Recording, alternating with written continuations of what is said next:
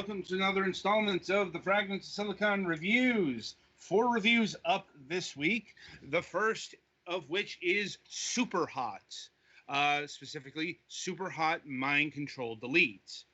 Hopefully, if you are watching or indeed just listening to this broadcast, you at least know what the overall concept of Superhot is, but in case you've missed the news, Superhot is a very stylized first-person shooter, and outside of that, the main gimmick of Superhot is time only moves when you move.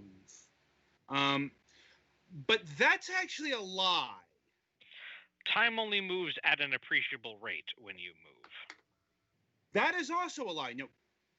No, things are moving always. Like, the default mode is not stopped, it's slow. This is so you don't take 50 minutes trying to figure out a bullet. Eventually that bullet is going to hit you even if you don't do anything. So, things definitely move faster when you take any sort of action, but the tagline isn't accurate, and I think that's by design. Saying things move only when you move sounds catchier than things only slightly move when you don't move. But aside from that, so Superhot Mind Control Delete is the third game in the Superhot series. I didn't know there had been a second. Indeed, there has. Superhot VR. Superhot VR is not just the first Superhot game, but in VR. It is its own standalone thing that was built explicitly for VR. And people really swear by that game. Have not played that. Honestly, I have never played a Superhot thing before this game. So I cannot really contextualize how this game fits into the wider Superhot universe and Superhot lore. Speaking of Superhot lore, this game seems to be having fun with that, I suppose. Just looking at the tagline here, it's stylized in the style of, well, how Mind Control Delete is structured. There's a lot of scrambled data going on. Like, every time you enter into a level, it's like a hacking thing, and you're decoding and all that computeristic stuff. And presumably there's more story here, there's more meaning. I saw glimpses of this. I'll be honest, unlike what the Steam page says, I did not give one care about the narrative of Superhot. If there are people here who care about that sort of thing, good on you, I suppose, but it really seemed to be the very typical postmodern metatextual fucking about bollocks that I find a bit tiresome in the year 2020. I've kind of seen that thing. I can't exactly say that's what's going on because it's obfuscated to hell, of course.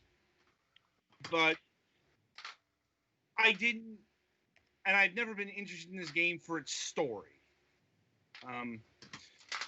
As far as laying down the foundations here, once again, if aside from the basic premise, what I understand to be new in Mind Control Delete is, well, the theme of more. They really, really emphasize that this is more Superhot. All the Superhot you could ever want. Maybe even plus more 12. Yeah, maybe, seriously, all the achievements are some permutation of more.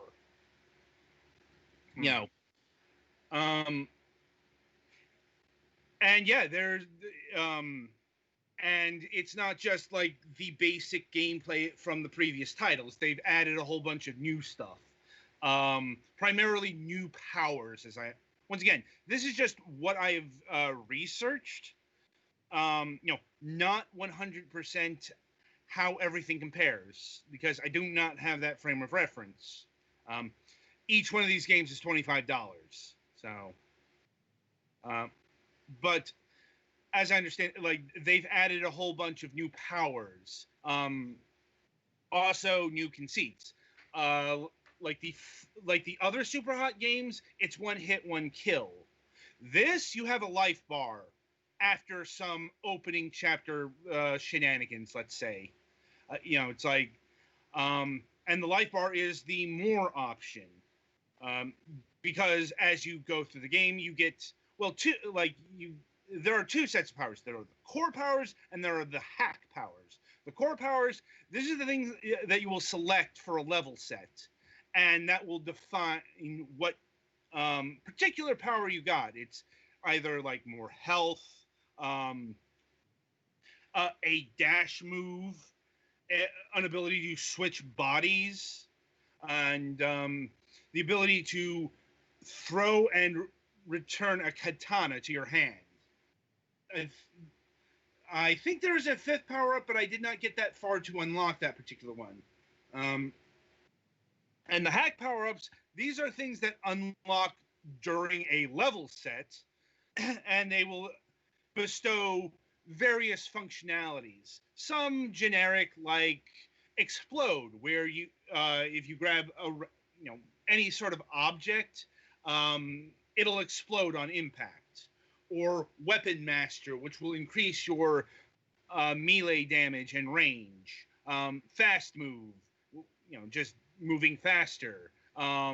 Quick shot, delaying the load time between shots, and so on and so forth. Some of the powers are like specific to the core power, like the 4 and 5 HP power ups for the more core power. Those increase your hit points by a heart. Also, I'm going to level with you right now. Health is the most important power up in this game. What's that? The ability to not die helps you not die? Well, it's also related to how the level structuring goes. And that is for every regular level set, like it's not just one level, one arena, if you will. It's a bunch of them packed together. Um, you know, ranging from anywhere, like 3, 5, up to like 10. And it's when we got to that amount of levels when I really had a problem with this game. Because the price for failure in Superhot is you have to repeat the whole level sequence over again. And it's well enough when you only have like 4 levels to go through or whatever. It's not that much time. But once you start getting to the really thick level sequences, turns out you could spend like a half an hour on a level set, get killed in the final level, like kill even, and you have to reset the whole fucking thing over again. Yeah, that's not great. No. I actually quit the game a couple of times over that. Not permanently. I had to stop playing because after 15 hours, I still wasn't done. Like, that's a lot of time for me to sink into a review game, let me tell you. I will say, yeah, the core loop is very strong. Like, even though this game is, on balance, pretty fucking repetitious. Like, I won't say that when you've seen like one level, you've seen them all, but you kind of have. And once again, that's kind of by design because they're all stark white places. I mean, they had names like, sometimes you're in a restaurant, sometimes you're in a prison, sometimes you're at a disco, and so on and so forth. But the locations don't matter all that much. You're more concerned about like the level layout than the where you are kind of deal. And the main goal of the game is to kill the glassmen. I don't exactly know what these beings are. why you're fighting them. Maybe that is explained in the game. For me, it was like that. They are the enemy. They are trying to kill me. I am trying to not die. That is about enough that I need. Now, A typical standby. Yeah, and their approach is, they're the ones. They have various different weapons, from fisticuffs to various blunt objects to knives, and probably what you're going to be seeing the most, especially as you go on through the game, are the various guns. You got the pistol, you got the shotgun, you got the AR-15, and you got this weird gun that I could never figure out what was. The shark gun, I ended up calling it. Like, I have no idea if this is even a real world thing. It doesn't look like any sort of gun that would exist in reality. But each gun has its different quirks in terms of firing and mechanics. Like, the pistol is going to have only one shot when killed kind of thing, but you will get like 5-6 bullets. Versus the shotgun, which acts like a shotgun, a wide range of pellets, but you only get 2 shots. The AR-15 will shoot off like at least 3 or 4 rounds without reloading, and you can spread those out. You can be a bit more strategic about it, but you will burn through ammo quicker. And the shotgun, that has 3 shots, but they are mega accurate. You will hardly ever miss with these. And those are just the guns. Like, the best melee weapon is the katana by far, because it doesn't break. And in certain circumstances, you can deflect bullets. You will unlock a hack power to that effect. I'll be honest, I found the blocking bullets thing more trouble than it's worth. And aside from that, there are regular everyday objects that you can use that will stun an enemy. Enemy stunning is going to be a big part of your strategy, because when you do that, they will drop their weapon. And you can catch it and use that weapon to kill them. You will be doing that a lot. And that is the basic setup. As the game progresses, they will add additional enemies and challenges. Like the Steam page has displayed here, one of the spiny glassmen, which when you kill, a whole bunch of quills shoot out, and it's basically like facing off against a shotgun. And and later, much later on in the game, you will be dealing with invincible enemies of various sorts, which are not as difficult as I thought they would be. Is that small eye invincible or big eye invincible? Big eye. I'm like, I could not damage them. But, if you kept well enough of an eye on them, they weren't too bad. Like, honestly, had a more, bigger problem with the samurai than the bull guy. Like I said, if any of these things have proper names, they're beyond me. Like, and it didn't seem to really matter.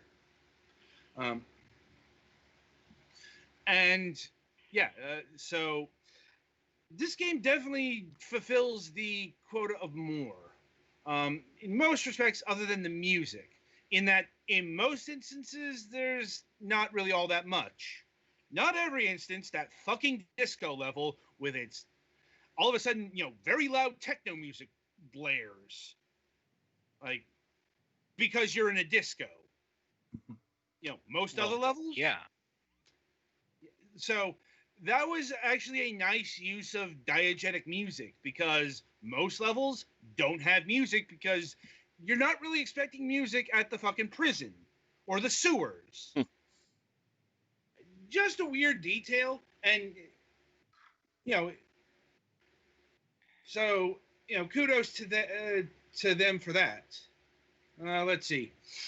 All right, I think that's about it for the overview. Now, in terms of pricing, this game will clock in at $24.99. if you buy it standalone. So this was actually kind of a complicated situation from what I saw in terms of like the initial release. Like this was initially supposed to be like DLC, or and it turned into its own standalone expansion. It's why instead of it taking say 2 months, it took 3 years to develop.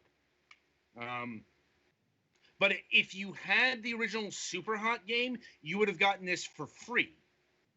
Um, but if you didn't, it costs $24.99, which is the same as the original game, if I'm remembering correctly. Let me just do a quick price check here. Let's see. And I'm not sure if any of that applies to Superhot VR, because that was, once again, its own thing. No, all the Superhot games are $24.99. And given what I know, I can easily say that this game justifies its price the most out of the three of them. Because, once again, this is a game that's going to last you a lot longer than you would think with the previous Superhot games. They really, really hammered down on the more thing. And like I said, I have played this game for 15 hours, and I'm mostly done, but I still have some levels to clear out, some powers to unlock. So this is gonna last you. Uh, Also, in terms of the consoles, if I'm recalling correctly, this game is out on the Xbox One and the PlayStation 4.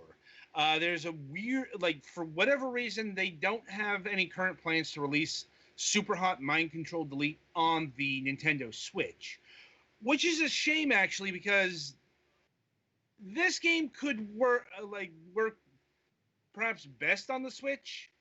I suppose it depends on circumstances. Like, if you could pause mid-level sequence, because the levels themselves are really short.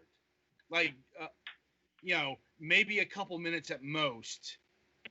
I suppose that depends on how careless you're or careful you're being. But each individual level is pretty short. This is definitely a game that lends itself well to portable play, at least in a vacuum. Like I said, if it's taking 30 to 45 minutes, even I suppose a suspend feature, something to counteract that, it would work really well in portable mode. But as I said, there's no current plans to bring this to the Nintendo Switch. At least nothing announced. Anyway, in terms of Steam bundling, you got the expected bundles here. Also worth noting, this game does have the soundtrack option for free. So, even if you don't want to pick up the game, you can pick up the soundtrack gratis. But, so you got the Superhot One of Us bundle, which is 15% off, $42.48. And the complete Superhot bundle, which is 25% off, $56.22. I definitely say that the complete Superhot bundle is the best purchase here. Like, it's not that much more than just getting the 2 for pack. And all in all, it's the price of a brand new title, thereabouts. As far as the other games standalone, once again, I cannot rate those since I did not play those. But Superhot Mind Control Delete, definitely worth the money. As a game, I'd say it's a very solid game, but it's let down by its punishment system. Like, I get what they were going for there, but repeating that sequence can get monotonous. Especially with how repetitive, there's not that many arenas and weapons and all that stuff. A bit more is added gradually, but when you get a few chapters in, you've pretty much seen the entire game in terms of actual content. So a bit unfortunate, but it's still a solid time. And yeah, any questions, comments, and concerns from you guys? Not really. All right. Me neither. No, I'm good. Looks pretty solid. Uh-huh. Right. So that'll about do it for Superhot Mind Control Delete. Be sure to tune in after the break, as Petty Fan will be reviewing Octonaut / Tacotan.